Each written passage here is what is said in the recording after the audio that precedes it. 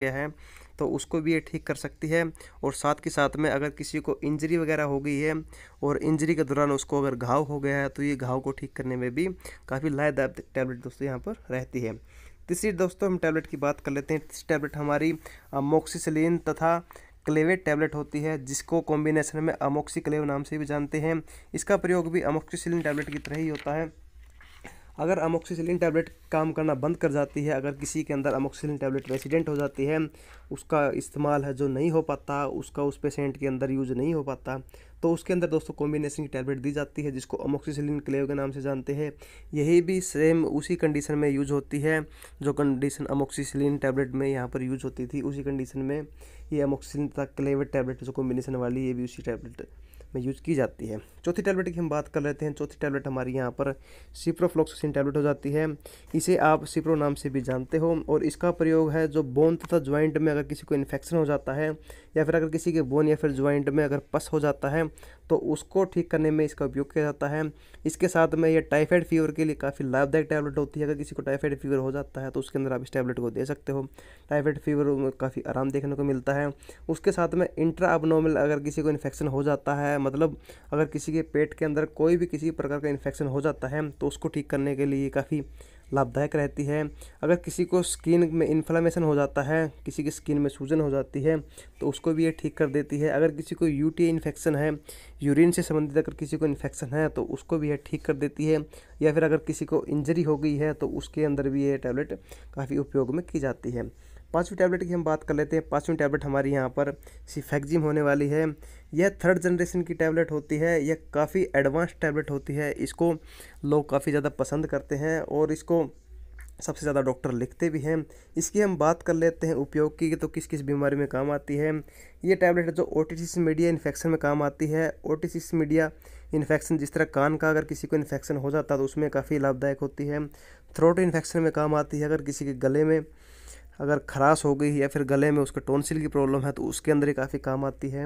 अगर किसी को लंग्स का इन्फेक्शन हो गया हो, उसकी चेस्ट में या फेफड़ों में अगर कोई दिक्कत हो जाती है या फिर अगर कोई दर्द वगैरह हो जाता है तो उसमें काफ़ी यूज में काम आती है। अगर किसी को यूटीआई इन्फेक्शन होता है, पेशाब से संबंधित किसी को इन्फेक्शन होता है, चाहे पेशाब में जलन हो या फिर और भी कोई पेशाब से संबंधित समस्या हो तो उसमें भी काम आती है। ये जेनेटिल इन्फेक्शन में भी काम आती है। जेनेटिल इन्फेक्शन आपकी बात बता दो, जेनेटिल इन्फेक्शन है जो वो महिला को भी हो सकता है, पुरुषों को भी हो सकता है, तो ये दोनों के अंदर ये काम आती है। अगर आप इसको प्रेगनेंसी में भी देना चाहते हो तो ये टैबलेट काफ़ी बेस्ट टैबलेट होती है। प्रेगनेंसी में इस टैबलेट का कोई भी साइड इफेक्ट नहीं होता, सबसे ज़्यादा यूज करने वाली ये टैबलेट होती है।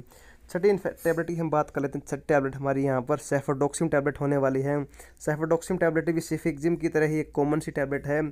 इस टैबलेट का यूज़ मैं आपको बात बता देता हूँ। इस टैबलेट का यूज़ जो साइनसाइटिस प्रॉब्लम होती है, किसी को नाक की बीमारी की अगर प्रॉब्लम होती है, जैसे कि किसी की नाक बार बार बहती है या फिर नाक बंद हो जाती है, नाक बंद होने की वजह से सिर दर्द की समस्या हो जाती है, या फिर उसकी आंखों के अंदर है जो गड्ढों में यहाँ पर दर्द होने लग जाता है, तो उसमें टैबलेट काफ़ी लाभदायक होती है। अगर किसी को स्किन का इन्फेक्शन हो जाता है तथा अगर किसी को सॉफ्ट टिश्यू में अगर इन्फेक्शन हो जाता है तो उसमें भी काम आती है। यूटीआई इन्फेक्शन में भी काम आती है।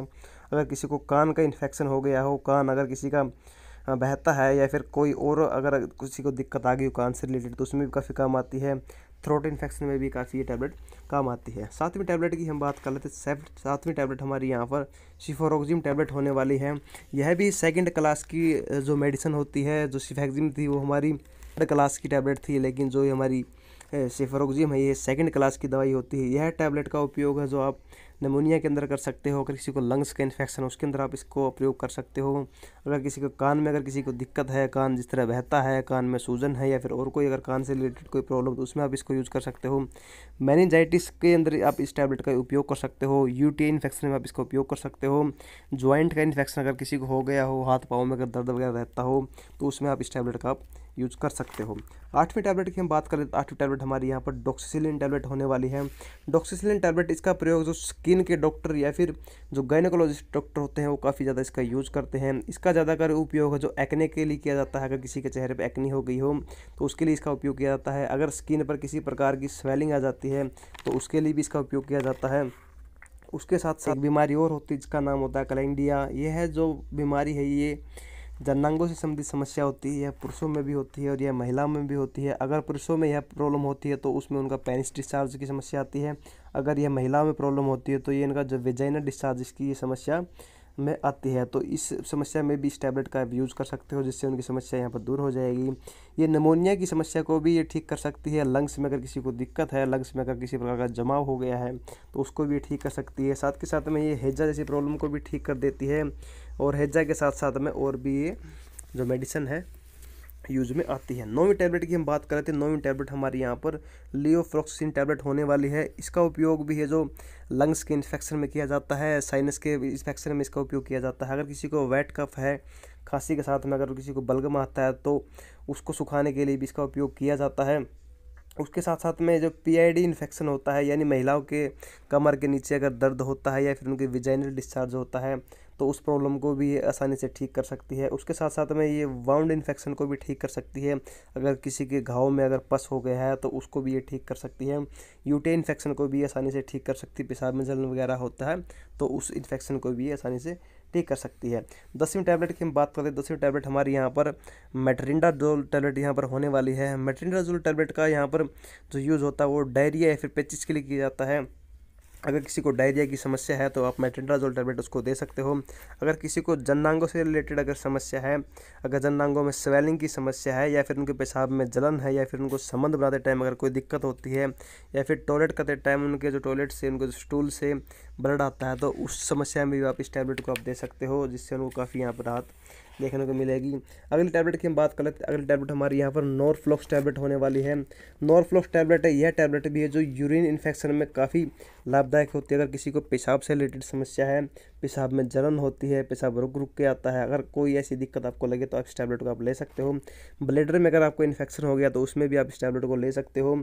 उसके साथ साथ में एक प्रॉब्लम और होती है जिसको गोनेरिया बोल देते हैं, जो महिलाओं की प्रॉब्लम होती है, उसके अंदर भी आप इस टैबलेट को आप यूज़ कर सकते हो। अगली टैबलेट की हम बात कर लेते हैं। अगली टैबलेट हमारी यहाँ पर निटिनसिन टैबलेट होने वाली है। यह टैबलेट मुख्यतः जो यूटीआई इन्फेक्शन में दी जाती है। अगर किसी को पेशाब की समस्या है तो उसके अंदर स्पेशली टैबलेट बनाई जाती है। पेशाब की समस्या, जिस तरह पेशाब में जलन होना, अगर पेशाब का कलर चेंज हुआ होता है तो उसमें भी समस्या में भी ये टैबलेट का यूज किया जाता है।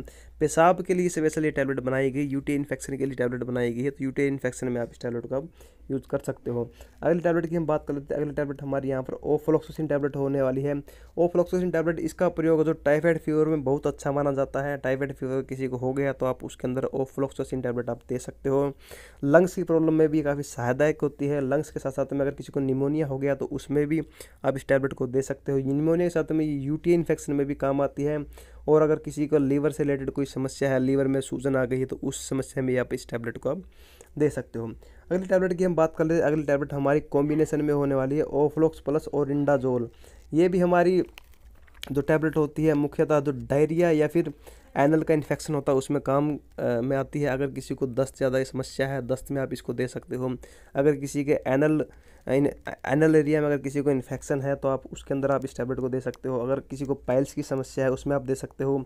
डेंटल समस्या है उसमें भी आप इसको दे सकते हो। गायनोकोलॉजिस्ट अगर किसी को समस्या है, महिलाओं से संबंधित किसी को समस्या है, तो उसके अंदर भी आप इस टैबलेट को आप दे सकते हो। अगली टैबलेट की हम बात करते हैं। अगली टैबलेट हमारी यहाँ पर रोक्सीथेरोमाइसिन टैबलेट होने वाली है। रोक्सीथेरोमाइसिन ये हमारी अपर रेस्पिरेटरी ट्रेट टैबलेट होती है। ये है जो श्वास नली या फिर गला तथा नाक या फिर निमोनिया के लिए इस टैबलेट को यूज़ किया जाता है। अगर किसी को श्वास नली से दिक्कत है, सांस अगर किसी को ढंग से नहीं आ रहा है, कोई जमा हो गया है, या फिर अगर किसी को नाक से रिलेटेड प्रॉब्लम है, साइनटिस प्रॉब्लम है, अगर या फिर किसी को निमोनिया हो गया तो उसमें आपको ये टैबलेट यूज करनी है। काफ़ी अच्छा रिजल्ट इस टैबलेट का रहेगा। इसके साथ साथ में जेनेटिल इन्फेक्शन को भी यहाँ पर ठीक कर देती है। अगर किसी को कान में वगैरह में पस वगैरह होता है तो ये कान के इन्फेक्शन या फिर पस को भी ठीक कर सकती है। अगली टैबलेट की हम बात कर लेते हैं। अगली टैबलेट हमारी यहाँ पर टेनिडाजोल यहाँ पर टैबलेट होने वाली है। टेनिडाजोल टैबलेट की हम बात कर लेते हैं। इसका मुख्य उपयोग तो दस्त पेचिश के लिए किया जाता है। अगर किसी को दस्त की समस्या ज़्यादा है तो उसमें आप इस टैबलेट को यूज़ कर सकते हो। अगर किसी के स्टूल में ब्लड आता है तो ब्लड के लिए काफ़ी अच्छी टैबलेट ये मानी जाती है। अगर किसी को बैक्टीरिया इन्फेक्शन है उसमें भी आप इस टैबलेट को यूज़ कर सकते हो। उसके साथ साथ में अगर किसी को वेजाइनल इन्फेक्शन है तो उसके अंदर भी आप इस टैबलेट को आप यूज़ कर सकते हो। अगली टैबलेट है जो हमारी लास्ट टैबलेट यहाँ पर होने वाली है, वो हमारी टैबलेट यहाँ यहाँ पर क्लिंडामाइसिन टैबलेट है। क्लिंडामाइसिन टैबलेट ये मुख्यतः स्किन इन्फेक्शन के लिए काम की जाती है। अगर किसी को एक्ने की प्रॉब्लम है, फोड़े फुंसी की अगर किसी को प्रॉब्लम देखने को मिलती है तो उसके अंदर आप इस टैबलेट को आप यूज़ कर सकते हो। अगर किसी गले में इन्फेक्शन है, उससे पानी तक गिटका नहीं जाता यहाँ पर, तो आप इस टैबलेट को आप यूज़ कर सकते हो। जो उनका गले का टॉन्सिल की इन्फेक्शन है उसको ये ठीक कर सकती है। उसके साथ में ये टैबलेट निमोनिया में भी यूज़ कर लेते हैं। निमोनिया में भी इस टैबलेट का काफ़ी अच्छा रिजल्ट देखने को यहाँ पर मिल जाता है। तो दोस्तों मैंने आपको यहाँ पर पूरी की पूरी जितनी मैं कवर कर सकता था सारी की सारी मैंने मेडिसिन यहाँ पर कवर कर ली। एंटीबायोटिक किस बीमारी में कौन सी टैबलेट आप दे सकते हो। अगर दोस्तों आपको वीडियो अच्छी लगी हो तो चैनल को सब्सक्राइब जरूर करिएगा, साथ में वीडियो को लाइक भी कर दीजिए। चलिए दोस्तों मिलते हैं अगली वीडियो में, तब तक